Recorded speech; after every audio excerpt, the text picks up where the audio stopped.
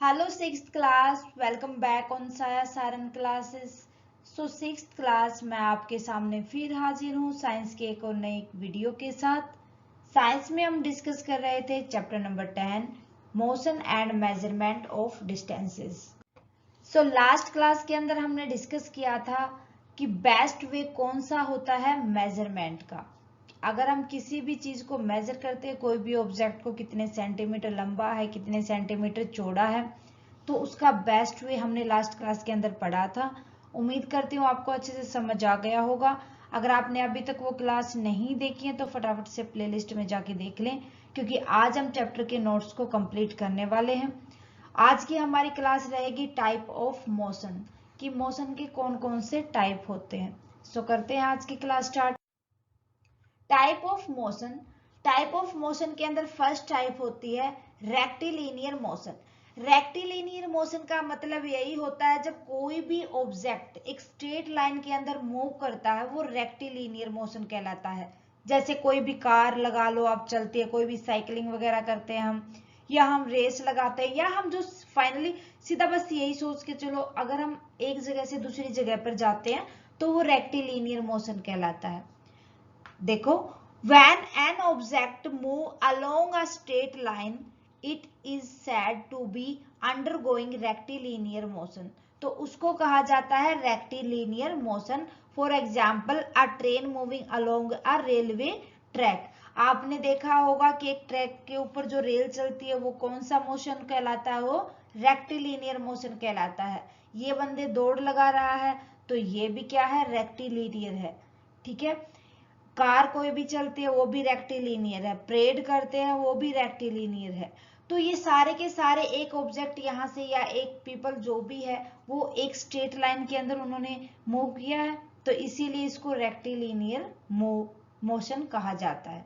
Clear है? Next देखो, next है सर्कुलर मोशन। भाई, कोई भी ऑब्जेक्ट अगर सर्कल की फॉर्म में मूव करता है तो वो सर्कुलर मोशन कहलाता है। आपने वॉच देखी है ना, हर किसी के घर में वॉच होगी या उनके लिए रिस्ट वॉच होगी। तो कोई भी वॉच अगर आपने देखी है तो उसके अंदर जो हैंड्स होते हैं, उसके आवर हैंड लगा लो या आप मिनट हैंड लगा लो, वो इस फॉर्म में चलते हैं, समथिंग दिस, है ना। इसी में मोशन होता है, उनके अंदर मूव करते हैं वो, तो वो सर्कुलर फॉर्म में आ गया। अरे वॉच तो ट्राइंगल से रेक्टेंगल शेप की भी होती है, ट्राइंगल शेप की भी होती है, किसी भी शेप की हो सकती है, लेकिन जो उसके हैंड्स होते हैं, जो हैंड्स ये हैं, ये इनके अंदर मूवमेंट किस फॉर्म में होती है, सर्कुलर फॉर्म में होती है, तो इसको सर्कुलर मोशन कहा जाता है।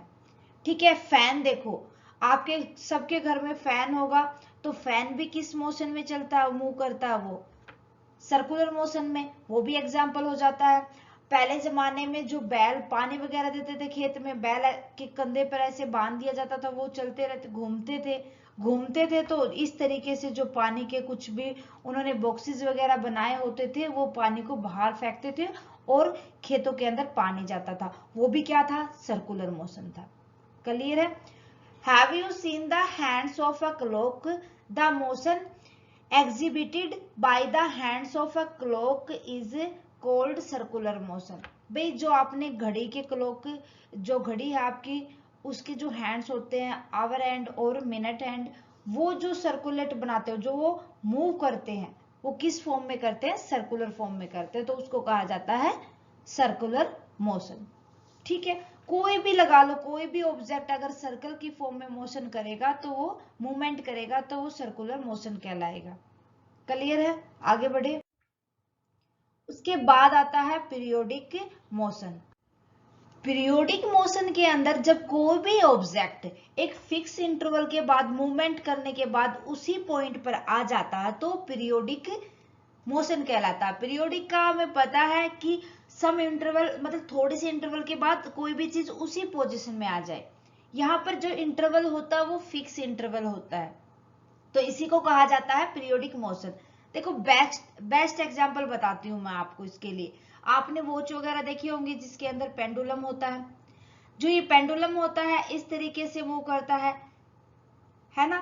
तो ये फिक्स इंटरवल के बाद बीच में ही आता है, ऐसे घूमेगा जरूर ये, लेकिन ये रिपीट करता रहेगा इस तरीके से, और एक पोजीशन के ऊपर वो हमेशा थोड़े टाइम के बाद उसी के ऊपर वापस आएगा। उसके बाद एक एग्जांपल और बताती हूँ मैं आपके रूटीन का। आपने झूला झूला होगा हर किसी ने, जिस तरीके से आप झूला झूलते हो बैठ के यहाँ पर, तो ये भी इस तरीके से मोशन होता है।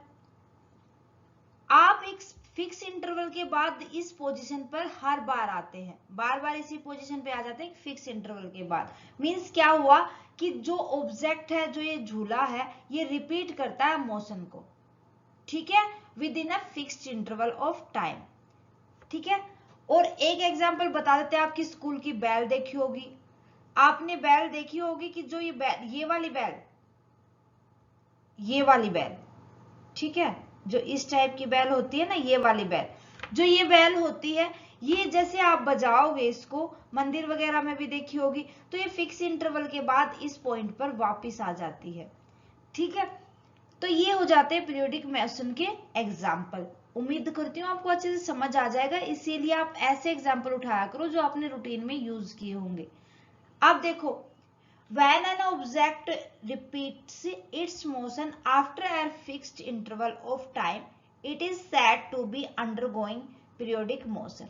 बट जब कोई भी ऑब्जेक्ट रिपीट करता है अपने मोशन को एक फिक्स्ड टाइम के अंदर, वो कहलाता है पीरियोडिक मोशन। एग्जाम्पल हो जाएंगे पेंडुलम, ठीक है, बैल हो जाएगी, गिटार लगा के चलो, गिटार भी तो ऐसा ही होता है ना, कि गिटार में भी तो जो आप जिस तरीके से उसको बजाते हैं, जो उसकी वायर होती हैं, उस वायर को जैसे आप ऐसे करते हो तो वापस से उसी फॉर्म में आ जाती हैं, ठीक है। तो ये था पीरियोडिक मोशन। इसके बाद देखते हैं अब हम रोटेशनल मोशन। रोटेशनल मोशन को समझो, देखो बिल्कुल इजी है। आपने देखा होगा कि अर्थ एक रोटेशन लेती है, हमें पता है अर्थ क्या करती है, स्पिन करती रहती है अराउंड द सन। तो रोटेशन का मतलब यही होता है कि जब कोई भी चीज स्पिन करे किसी भी चीज अनदर चीज के अकॉर्डिंग, वो कहलाता है रोटेशनल मोशन। कैसे, वो देखो। रोटेशनल मोशन को समझने के लिए आपको एक चीज समझनी होगी, जब कोई भी चीज, कोई भी ऑब्जेक्ट अपने ओन एक एक्सिस के ऊपर इस तरीके से रोटेट करता है, घूमता है, वापिस से आफ्टर सम टाइम वो उसी जगह पर आ जाता है, आके रुक जाता है। मान लो एक चीज यहां से स्टार्ट हुई, फिर ऐसे राउंड करके वो आके यहीं रुक जाती है, तो वो रोटेशन कहलाता है ना। फिर ये यहां से वापस चलेगी, फिर आके यहीं रुक जाएगी, तो ये कहलाता है रोटेशन। तो जो ये मूवमेंट करता है object in the form of rotation, ये कहलाता है रोटेशनल मोशन।